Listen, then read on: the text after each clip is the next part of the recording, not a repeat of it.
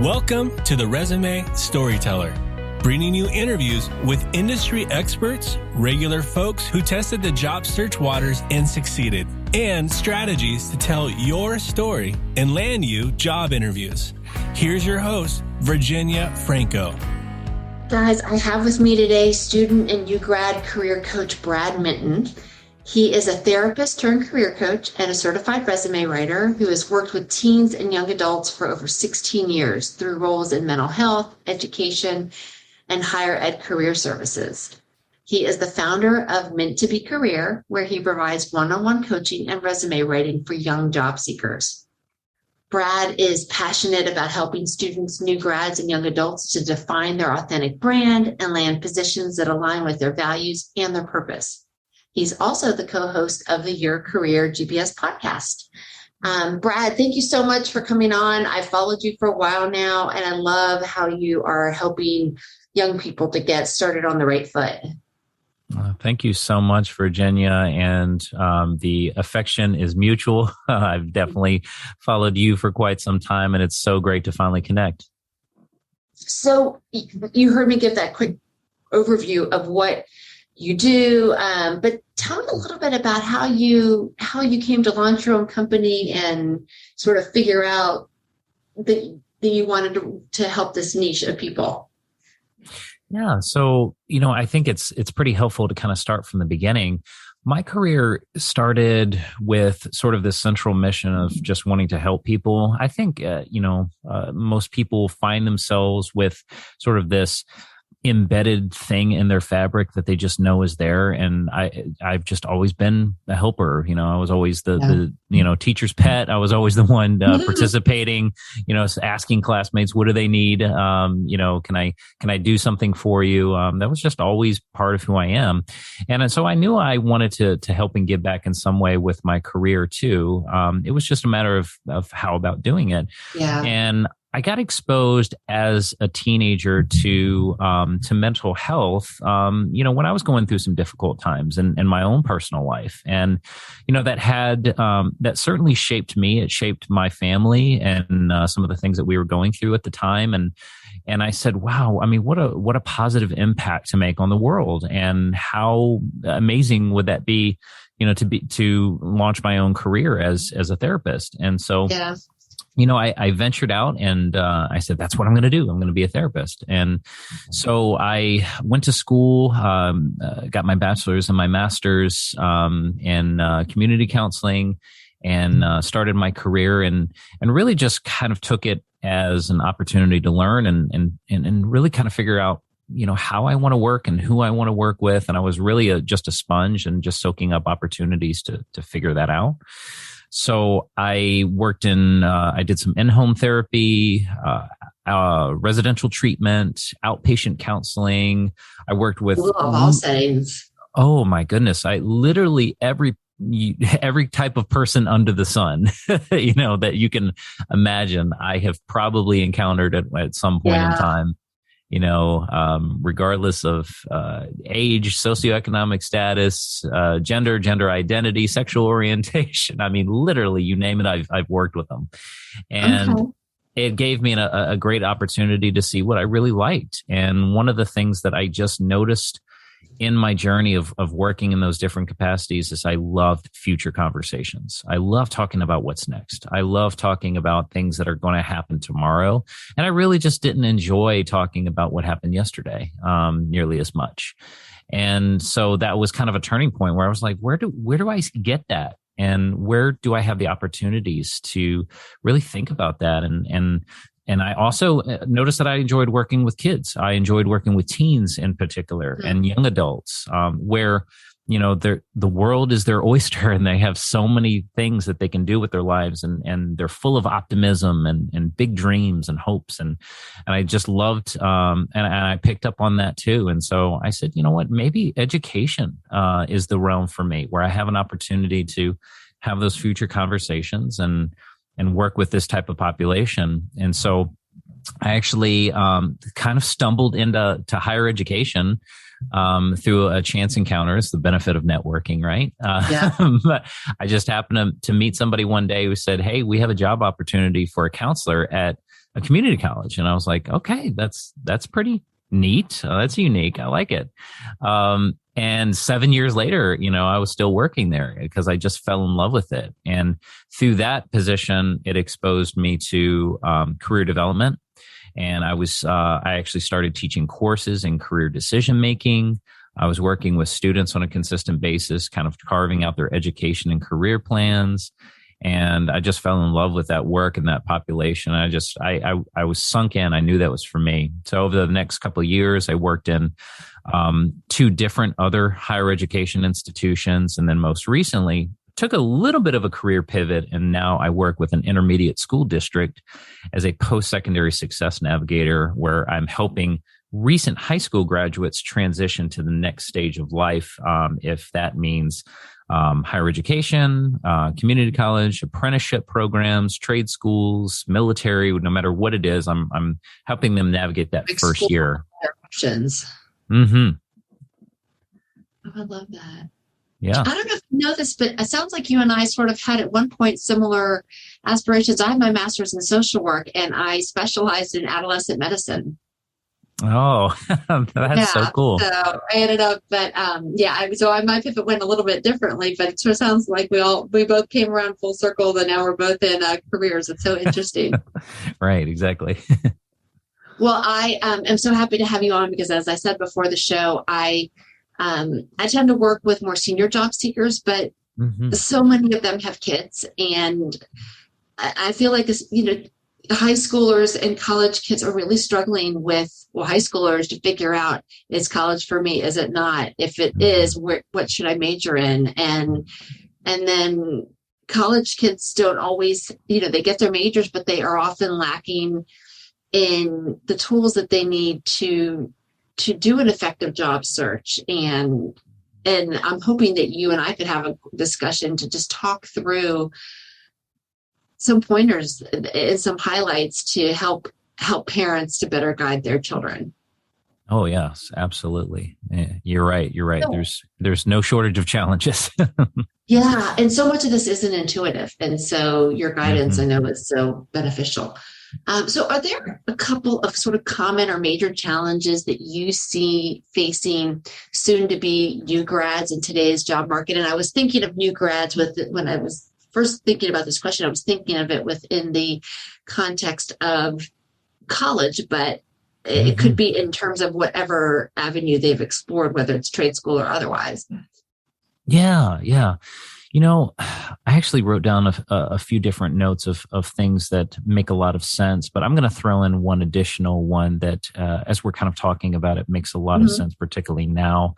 I think one challenge is really breaking free of an old mentality that still exists. And I think a lot of it really has to do with how quickly things change. We kind of live in a world now that is technology driven. And as such, things move so fast. And, how things really innovate and evolve and adapt just happens really on a minute to minute basis. Yeah. I mean, it's so phenomenal how that works. So as such, one of the challenges that I do have is particularly with millennials and Gen Z that I'm often working with, is their parents grew up in a very different generation. Their parents grew up in a generation where things could be more consistent over time, and that change maybe happened a little bit slower. And that's not to say that's a good or a bad thing in any way. It's just to say it was a different time. And I'm experiencing this now as a parent. I'm what you would call an older millennial. So I'm certainly seeing it. You're bordering on the young Gen Xers. Yeah, but you're right. Yeah.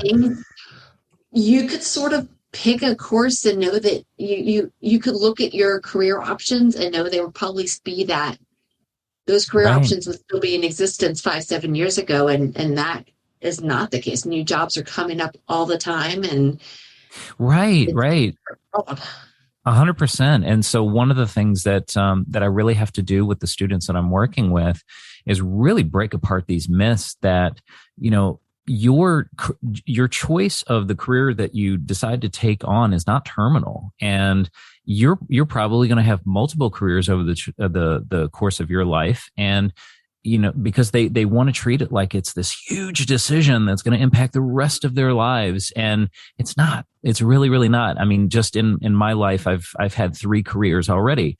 And older, right? Imagine how many they'll have. Exactly.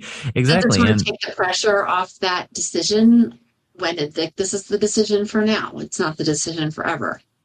Yeah, it can. It certainly can. And I think one of the things that does happen is, when you're able to really provide that data and really cite examples of how that's impacted people, it certainly brings it to life a little bit more. But again, I think there's just this unfortunate nature. It's educators, it's administrators, it's parents that still kind of feed this narrative about, you got to make the right choice that's going to impact the rest of your life. And it might be very subtle in terms of how that comes off, but it really adds on so much pressure that, okay, I got to launch my career the right way, and I have to do it the right way. And it's really more of like, let's start figuring out what you're going to do tomorrow. And, let's take it a step-by-step process and to ease off this enormous pressure that you got to do it the right way, because you're going to evolve and you're going to experience so many things over the course of your career that are going to open new doors. And then the economy and technology are going to drive different advances, and you're going to be exposed to new things because of those that you can't possibly predict. So it's not important to have everything lined up. It means you might have more say in your career than maybe and I did. I mean, I have made pivots, but the opportunities came later. Like the internet wasn't even a thing when I first started working. And so that all those opportunities just weren't available. And now people will have lots of choices. And I guess it could be overwhelming, but it's also sort of freeing, I would think. Yeah, it is. So on the one hand, it's empowering. You have a lot of ownership, and you can really create and mold and adapt and evolve to your liking based on your interests today, and then know that new opportunities are going to unveil themselves down the road. However, it does pose another challenge, which I think is really good to mention, which is that you are forced into this constant state of learning and constantly having to think a step ahead about what's going to happen tomorrow and how do I prepare myself for the job market of tomorrow so I'm not expendable. And so when you don't know what it's going to look like, right? Right. Young people today really do have a serious challenge there, which is never getting complacent. You can't get complacent when things move at such a rapid pace, and they're only going to continue that trend. So they have to think about, how do I continue to upskill and upskill and upskill and keep learning so that I can make myself an asset. Yeah. That's such a good point. So are there aspects of, I guess, a flat out job search then, once people have determined that where they want to go, that catches them off guard? I mean, I think about, in recent years, I've seen even older people think, well, I have the degree, that's all I need. Or I have the certification, that's all I need. Right. You get it, they will come. Is that still the case, or are there other things that catch people off guard? Yeah, no, I agree right there that that's certainly one of the things that I really try to instill hard on the students that I'm working with every day, is that your degree is not going to be your meal ticket. It's going to help, certainly, and it's going to provide you a wonderful foundation, but you cannot put all of your stock into that. The other thing in terms of job search that I think is really, really important, that I see a lot of young people struggling with, is really, really understanding how the job market works. And I think one of the things that they think about, and this I think a lot has to do with the sort of abundance mindset. Is, they've grown up in the age of the internet, and they have information available to them all the time. So they assume more is better. And so quantity is a good thing. But in this case, in terms of job search, is the exact opposite. So quantity is not the end all be all, and it really doesn't mean anything. It's about quality. And so, I have these conversations, and I'm sure that you do. This is not exclusive just to young people, but they naturally assume that if I apply to 50 jobs or 100 jobs or 200 jobs, that I'm doing it right. That if I just cast my net really, really wide, somebody's going to take a bite. And unfortunately, they don't have the success that way. It's really more on the quality aspect, what you're providing in terms of value and how you can communicate that value. That's really going to be the attraction. So if you are really, really intentional about how you communicate your value to 3 people, as opposed to watering down a message to 300, you're going to be more successful with the 3, right? So that's a huge aspect that really kind of like, oh, okay, I really have to change my approach here a little bit with how I go about doing this.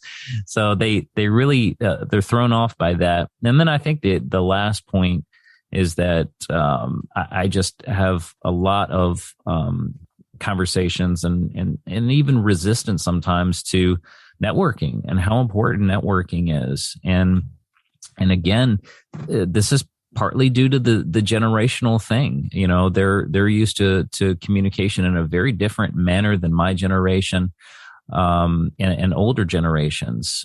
It's through text message. It's, through these, social media and other virtual, modalities. And they're not used to just having real conversations nearly as much. And I'm not saying that is a general statement across the board, but it just takes them off guard. Oh yeah, I really need to have some real conversations.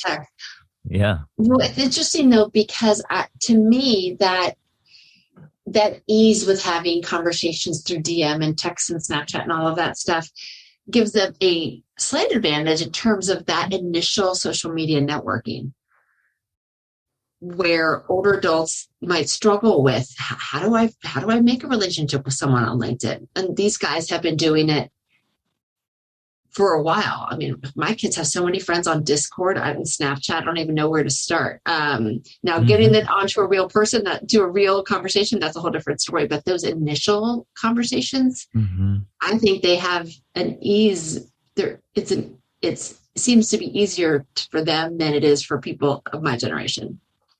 No, you're so right. And I think that's the thing is it's really about how to transform your communication from how it served you in a social sense to how it is going to serve you in a professional sense. And so, so those are just different ways of communicating, but you're absolutely right. Just being able to use the tools that are accessible today. They're so savvy with that, and they know exactly, how to get very, very accustomed to using those types of things. It's really just how do they go about doing it in a different way that's going to serve them in a job search or in professional networking.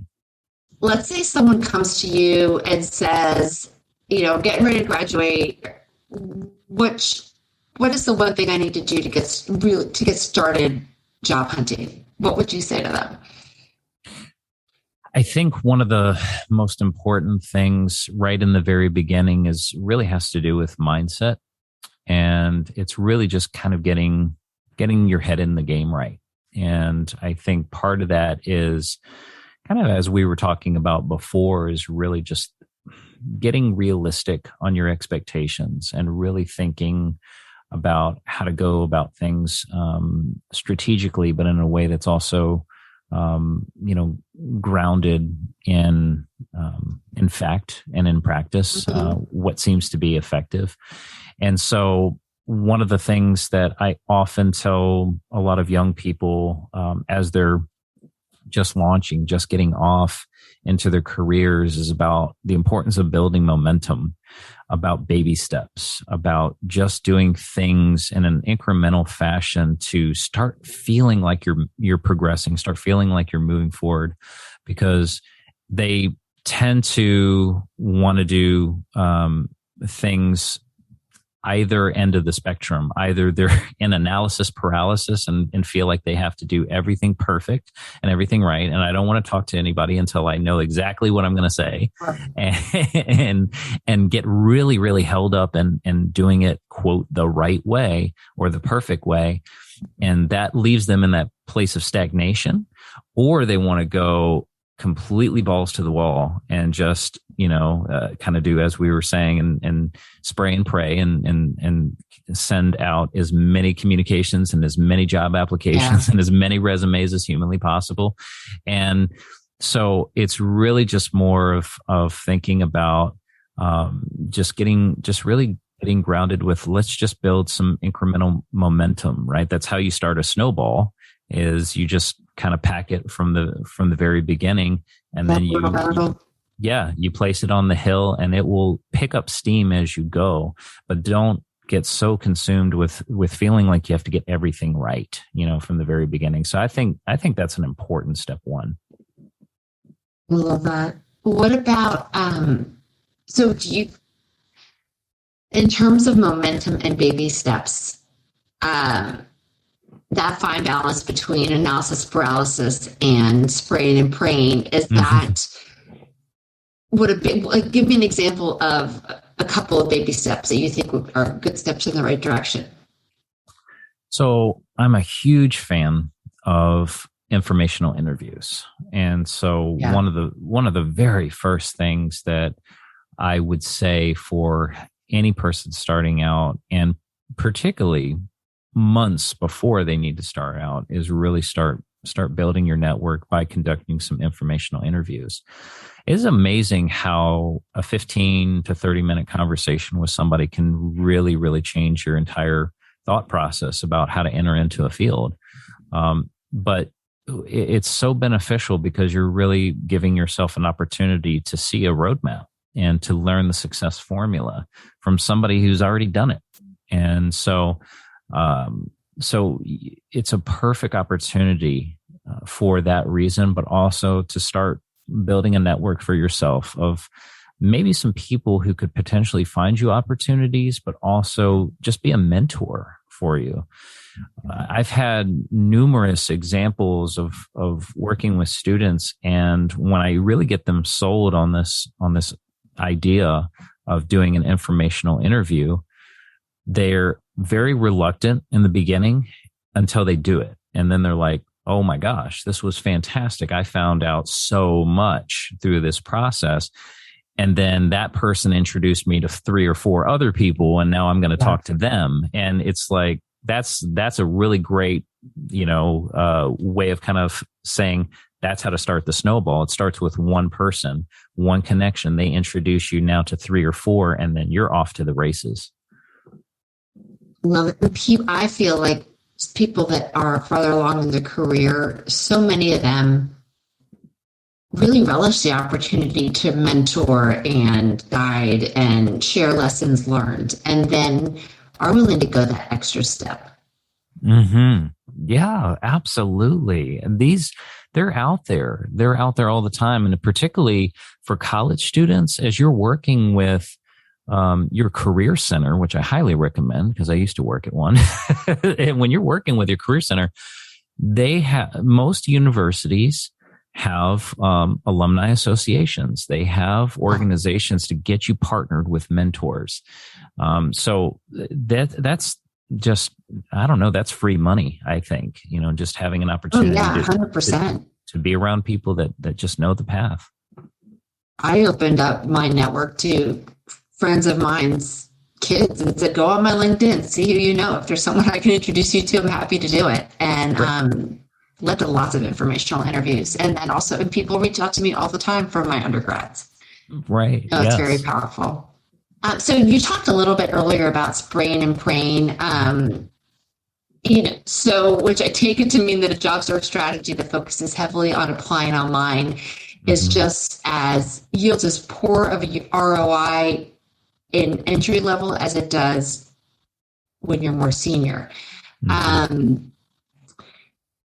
Do you find that that is the case for all sorts of roles, or are there certain industries where entry level candidates do tend to get hired more through applying online?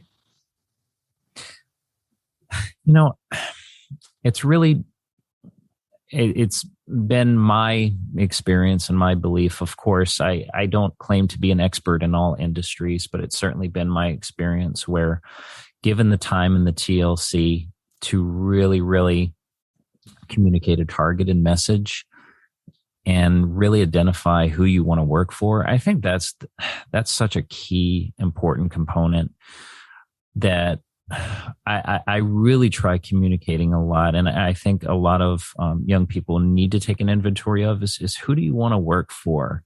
Because the companies and the organizations that inspire you, that are doing, impactful work that just fires you up, that you think about, man, I'd love to be a part of that. I'd love to contribute in some way. It is so much easier to communicate your value to those employers because you care. If you are just sending an application to a company because they posted a job, it's not nearly as compelling because you're just kind of going, well, I'm just going to take what I can get. But you maybe don't have any sort of investment or stake in what they're doing. And so I think it's a really, really important filter to think about, how do you want to contribute to that organization? And that's not to say that, you come across a posted opening for a company that you didn't know about and it looks and sounds appealing. That happens all the time, and that's fine. But I would say start with the ones that definitively that you would want to work for. Recognize brands that are doing the type of work that you find inspiring and empowering, because it's going to be so much easier to connect the dots of why you belong. I agree with that. Companies want to know that you want to work for them. It's appealing to hire someone that really is excited and is lit up by the idea of what your company is all about, versus one that says, oh yeah, where the message comes across that I don't really know anything about your company. You posted online and seemed like a role I'd be interested in. Mm-hmm. Yes. So I am sure that you see student resumes all the time. Mm-hmm. Are there some common errors that you see them making? What are the sort of key information they need to include? Because a lot of, they're in a different situation than you and me, or me. They don't have lots of jobs under their belts. Mm-hmm. Right. It's very true. And I think there's really two things that happen a lot with students. And again, I'm kind of talking about millennials. Gen Z, and even younger millennials too. But two things that tend to happen a lot, and I know this definitively because in my roles in higher education, part of my role has been reviewing resumes for students, and so sometimes I'd be looking at 15 to 20 resumes a day. So if I am seeing, those types of patterns, I know it's going on. So I think two things are happening, one on a more aesthetic level and one on a more content level. The first is that I see students and graduates using the exact same template over and over and over and over and over again. So they're hopping on Google and they're finding the easiest, quickest template that they can find and put their content in. And so one of the things that you and I know is that templates are not all created equal. and so there's going to be some problematic things that happen a lot with templates. So I think it's very, very important that they really understand and develop the tools of how to create their own. And so they're not running into a situation where, an employer is seeing the exact same thing over and over again. Because I know that if I'm seeing it in career services, the people who are doing the hiring are probably seeing it even more. Because I could see the exact same template, 5 times out of 20, and as an example. So, and then the templates that are really, really creative. They want to express their creativity with graphs and charts and colors and pictures and all of these different things that are not really helping them from the content side of things. They're not ATS friendly, but they're also problematic because they're taking up so much real estate for those things and they're not providing any value. And so I think that would be the other part of it, which is the content. And I think from the student side, because maybe they feel that they don't have nearly as much value to add, they shortchange it a lot. And so they compensate with all of that aesthetic appeal and distract away from the fact that they think that they don't have anything to offer because maybe they haven't had a professional job yet. But right. What I always try to remind them is, what do you have? Maybe you've got course projects, you've done research, you've done volunteer experience, part-time jobs, work study positions. How are the other ways that you've contributed to yourself or invested in yourself and your knowledge that might be theoretical at this point, but still adds value? And so I think that's the other thing, is they just tend to shortchange what they bring to the table. I agree with that. And the theoretical learnings are super valuable. And so many times the universities give you the chance to practice through case studies, through papers, through group projects, through simulations. And that stuff counts because it aligns with what you're probably targeting. 100%. So I'm so glad you brought that up. And I'm really glad you brought up the challenges with a lot of these templates. So many of them are fill in the blank. And when you do apply online, many of them cannot be read online or be read by the applicant tracking software systems. And some of those ones that are on Canva and places like that, they're lovely, but there's so little room to put the text in because the graphics take up so much space that you end up really shortchanging the message. I think those are really, really good points. Yeah, 100%. They look fantastic, by the way. I have nothing wrong with they're stunning.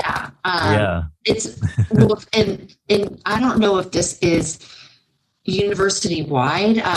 So 2 of my 4 kids both go to the same university, and one of them is in the business school, and they have a format that they demand you follow for you to put your information on their job search portal.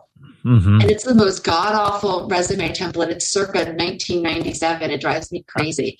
Oh my gosh. I know exactly what you're talking about. Here's someone will work. Here's someone we'll use when you're talking to people in your network. Here's the one that you'll use if the university is not mad at you.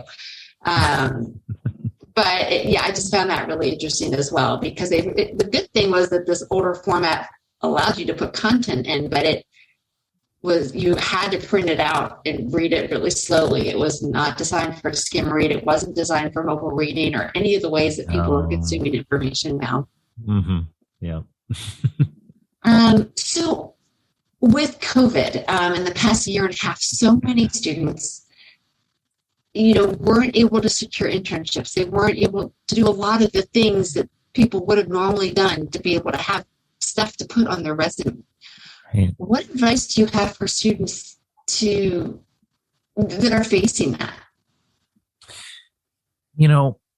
One of the things that I think that is really, really important, just as a reminder, is that everybody went through this last year and a half and was impacted to some degree. So I really think just really normalizing that and just being okay with the fact that, unfortunately plans change for everybody. And it sucked. It really, really did for so many. And I empathize so much with the class of 2020 and the class of 2021. Oh my gosh, I know. Mm-hmm. I just can't even imagine, trying to deal with that. And, but I do really still keep a lot of optimism that, they can rebound and they can find a way to navigate through it. And I think for the ones that are, or did graduate and are currently in the process of now seeking employment, and their plans were disrupted. Maybe their internships were rescinded or job offers and, didn't pan out. I think the real key piece of advice here is just how do you keep growing through it? How do you keep pushing through the adversity to make yourself better? Did you throw in the towel and just change and pivot entirely? Or did you say, I'm going to still keep trying to be the best version of myself? So I always encourage people to take the opportunity when plans change, see it as an opportunity, rather than, seeing it as a terminal event that, is just unfortunate circumstances. Yeah. And so it's a great way to say, how can I invest in myself? And so, and I think, I've talked with some employers that are on the bandwagon of what did you do during that time to better yourself? Did you do some additional courses? Did you get a certification? What types of learning and professional development did you take on? Were you attending conferences? Were you presenting somewhere? Did you learn how to code? Right. Did you teach yourself a new skill through Coursera or Udemy or one of these platforms? So I think just being able to add that substance on the resume is extremely valuable when maybe the traditional work experience is lacking. Yeah, or for kids that were in school learning to learn on this with this totally new way of learning. And if you kept your grades up during a pivot from classroom to in person, that's a big win. Or doing group projects online. That wasn't something people used to have to do. Mm-hmm. Absolutely. So no, I love that. So I want to pivot a little bit and ask you about LinkedIn. Do you feel like it's important for students to have a profile? And how is what they put on their resume different from what they should include on their LinkedIn? Yeah, I love this question because I have a funny story behind it.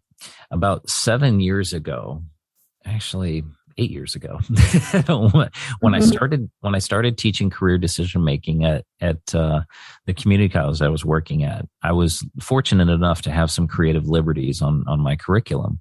And I was able to incorporate certain activities that I thought would be beneficial for career development for the students that I was working with. And one of the assignments that I incorporated in, maybe my second semester, I immediately recognized that it was important, was we devoted an entire chapter on networking and the value of networking. And so it's so important to be able to have a tool to help facilitate that. And so I actually incorporated that into my curriculum as an assignment 7 or 8 years ago. So yes, 100% unequivocally have gotten. You were way early a champion of this, of using this at the college level. Exactly. And it's cracking me up these days because I'm seeing so many of the students that I used to teach now getting active on it.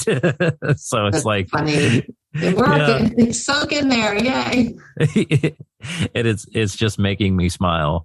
And because yes, I mean, it's one of these things that is hugely helpful. And so to answer the other question, just in terms of, its value and how it, the purpose that it serves contrary to the resume is I always like to think about it. The resume is really the black and white. It communicates so much of the what, the when, the where, the how of, what you've done, where you've done it, what you've learned and where you've worked and all of those things. But it doesn't communicate why very, very good, in my opinion. I think, but the why of your work is so critical. It's how you build these connections with people. It's how you can communicate on an emotional level and really attract opportunities to you. When people know that you have passion and you have energy and you're very, very dedicated to what you do. And it's hard to communicate that when you have to really stick with those logistical things. Within the confines of one page, right? Exactly. Yeah. Especially if you're limited in length there too. So the LinkedIn provides you an ample opportunity, in giving you a lot of real estate to communicate that why. And you can do that. That's my favorite part is that you have so much more room to play with there. Right. Your headline, your bio, these are really great. Your banner, all of these places, they're really, really great ways to showcase personality and showcase, more of the gray, to that black and white. And so I love it. And I think when I get students sold on it, they're really sold on it. They're like, okay, now you got me sold. All right. I see the value of it because not only does it allow me to showcase my personality, it allows me to find people really, really easily that are just like me. And so, when I show them those demonstrations of how it works and how quickly you can get to where you need to, they're like, okay, I'm on it. So, all right, well, you brought up the banner and the headline, so I'd love to get your take on what should 21-year-olds put on their banners and their headlines? Do they put, business student at blah, blah, blah university? They can't put operations specialist. What would you... Yeah. What are some ideas for them? I think it's an opportunity to really, really think of and really start the process of outlining what your personal brand is going to be. And I kind of like to think about your personal brand like your, like a company brand in the sense that you have a message that you want to convey about the value that you add to others or organizations. And it's a really, really great way to be able to do that in a creative way. And so, I think, using a great platform like Canva, because they have those templates available to create a nice LinkedIn banner is a really great way to think about how you want to portray that. So I have a client that I worked with who is a graphic designer. So naturally, it made the most sense to incorporate her own work into her banner. I have another one that was pursuing opportunities in copywriting. And so for her, she really took a great quote that was significant to her and the type of impact that she wanted to make through her writing. And use that with some really, really great creative elements that she was able to find in Canva. So I think any of those opportunities to really showcase those types of things are fantastic. And then, those are great. And then, I think the last thing on there is just look at what other people are doing, other people in your industry, and draw ideas from them. Obviously, don't copy, but really think about how you can communicate that message in your own unique way. So for example, I'm a symbolism guy. I speak in metaphor a lot. I think about things in terms of how to make it easily relatable. And so, for me, I'm like a GPS, it's incorporated into my, the whole road trip metaphor is incorporated into a lot of what I do. It's on my banner. Because I like to think about myself as a guide, as somebody helping to guide the next generation into the journey ahead. And so that's it makes it easy to be able to see the connection in terms of what I do. I love that. I have seen some kids that have seen them. It depends on the university, but if they go to a school with a huge alumni, super strong, passionate alumni base where they had a symbol in their banner that reflects their alma mater, that has really worked great for setting up those informational interviews.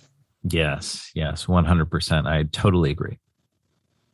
What about their headline? Because you want to think about keywords and their role. Yeah. The headline is another really, really important thing because, again, this is, as you pointed out, keywords. This is how people are going to find you. So you have to be very, very thoughtful about how do you want that message being portrayed? What do you want to be known for? The types of roles that you're seeking, because obviously that's going to make it easier to connect the dots between those opportunities and what you can deliver. But again, because I like to cover the entire color spectrum, I want to make sure that people incorporate the black and the white and the gray. And so I think it's so important to be able to really do both. So, have those keywords, have the roles that you're targeting, the specific skills that you offer, to make it easily accessible for recruiters and employers to be able to find you. But also on the flip side, tell them what they would have to dig a little bit more to find in terms of what you can offer and your impact, right? Because those aren't necessarily embedded into keywords. So, what are those intangibles that maybe you can offer? And I know that you're limited. That sounds like a lot because you're still limited in characters. But at least they give 220 characters. It used to be just 120. So that was a tall order, but now it's a little bit easier. Right. But you do still have enough. You have enough to be able to work with, to be able to get all of those things in there. So I've seen people get quite creative with maybe a quote, maybe a mission statement, I think is a great thing. So really think about who you serve and why. And you can lead with that, I love Simon Sinek's Start With Why. So, you can lead with that. It's really catchy, but still incorporate the rest of the keyword criteria that are going to suck people into what you can deliver. That's right. I love that. So a little bit of a couple of things that help them to find you, and then a couple of things that tell you about them, right? Or them about you. All right. Now their picture, I've seen people put pictures of themselves with a graduation cap, a tux, and then just a casual picture. What are your thoughts on that? Well, I really, really would encourage them to start thinking about themselves as a future colleague, as a professional. The cap and gown, I don't know.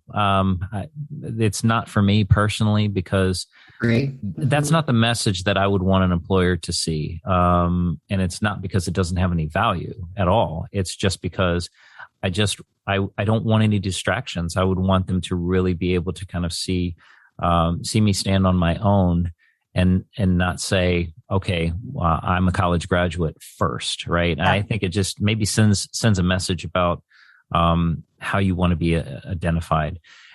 So I honestly just think, really investing in a professional headshot really goes a long way. It says that you take yourself seriously, and it also has an opportunity for you to be able to present in a way that really, really can reflect on you in a very positive light. And, because getting those professional headshots, they'll make you look good. They will. Yeah. And I was on some college tours recently where the university actually had a studio set up for LinkedIn headshots. I almost fell out of my chair. Yes. It's very exciting to see. So, and there's so many different apps and different tools that are available where you can take a professional headshot and then apply filters behind them, that you can customize them a little bit and do all those things really through an app. And so there's just so many opportunities to create a great headshot, and it's not a huge investment, but it's well worth it. Well, yeah, I agree with that. No, excellent advice. So what would you, can you, let me back up. Can you name one or two tools that a student embarking on a job search absolutely must have to get started? Right. So in addition to, well, I'll, for the sake of tools, I'll just kind of use a little bit more of maybe technology tools because I think those are good things. The probably the two biggest things that come to my mind are there are really, really great opportunities for people free of charge that are accessible now to have your resume reviewed. Yeah, to have your resume reviewed in terms of ATS compatibility, just to make sure that you're doing it right. So ResiMatch, JobScan, SkillSyncer, and a lot of them are platforms that university career services are using that are exclusive to those colleges and universities. And when I was working in Eastern Michigan, we had a platform called Quincia, which would help students by looking at their resume and providing some feedback in terms of how it was structured, any grammatical errors, formatting, all of these different types of things that can impact its readability. And those are, easily accessible. So you certainly access your career services office to see what kind of platforms they're using for that. But also you have assistance by the career staff too that are doing that. So any of those opportunities just to make sure that your resume is in tip-top shape and using those tools is huge. The second one just goes back to what we were talking about before. I think LinkedIn is single-handedly the biggest tool that young people are not using. When I'm talking with a student, with a recent graduate, or if a client's coming to me for services, and I start talking about LinkedIn, I'd probably say 70% of the time they look at me with a glazed over look. They don't know what I'm talking about. And it's fascinating to me that they've heard of it, but they still don't, they just have not connected the dots about how important it is. So LinkedIn is just your one-stop shop. I mean, you can accomplish so much. You can connect with alumni, you can network, you can conduct informational interviews, you can find companies to follow that are meaningful, that you're inspired by. You can post your own content. You can put together almost a digital portfolio. You have all of these different opportunities in one place. It's one of the only places that allows for research, networking, and publishing. But I get that it's not as much fun as some of the other tools. Right. Yeah. It's sometimes it's a little bit of a harder sell, but once they understand now that it actually has some practical application, it's not too hard to get sold on it. Yeah, no, agree. So Brad, you have a podcast going on, your business, your job. Tell me what is next for you now that we are headed into 2022. Sure. Yeah. So I just started my new role where I am helping to support recent high school graduates, the class of 2022, and their post-high school adventures. And this role is really exciting for me because it is brand new, and I'm literally getting to create and use my creativity and think about how to reach students and have an impact and help them work through challenges. And I get to really take in and leverage so many of the different experiences that I've had working in mental health, working in education, working in career services, that I get to sort of fuse all three and serve this next generation and not just make sure that they do work that's really fulfilling and really exciting, but also help the employers, address their own skill gaps, which is very important too. So I'm excited about that. In terms of my business, I have some things that I'm really, really excited about putting together in terms of building some of my own content that I'm looking forward to doing this upcoming year, because I'm going to have some time to be able to do it. So I'm going to start working on a little bit of my own content library. And then in addition, the Your Career GPS podcast, we're entering into our second year, and we have some fantastic episodes and guests lined up, and it's going to be a really exciting year for that too. Well, I'm so excited. You've had some great guests on your podcast.